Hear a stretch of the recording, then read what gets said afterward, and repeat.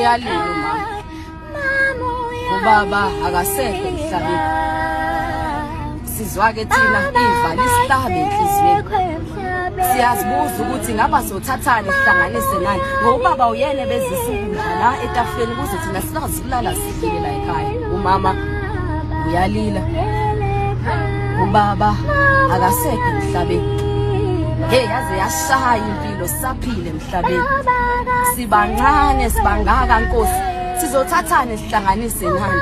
Sizophila kanjani ubaba akasekho emhlabeni? Mina sengicabanga ngisho nokuyeka esikoleni ngiyami kuyophanda amatoho ngoba empeleni umama naye akakwazi ngisho nokusebenza. Yaze yasiqepha idumo impilo. Yaze yashaya. Umama uyalila. Kubo kwaziyo ukuthi makulila umama kusuke kunzima.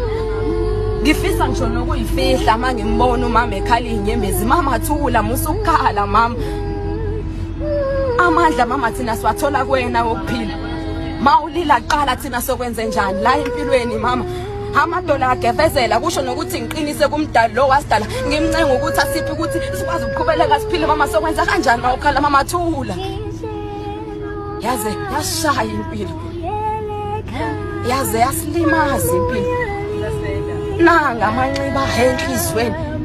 Inhliziyo zethu zibhibha igazi ngenxa yezinkinga esingazi ukuthi sizifihla kanjani. Inkinga masikhuluma nomuntu, umuntu akabi nabuntu akubonisa ukuthi uma umuntu kumele wenze njani ukuzibona enqubela phambili. Wesland ungakhali dadewethu.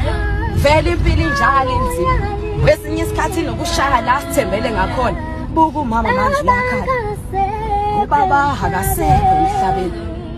Awungitsheleke mdali sohlanganisa nani sikhubeleke nempilo.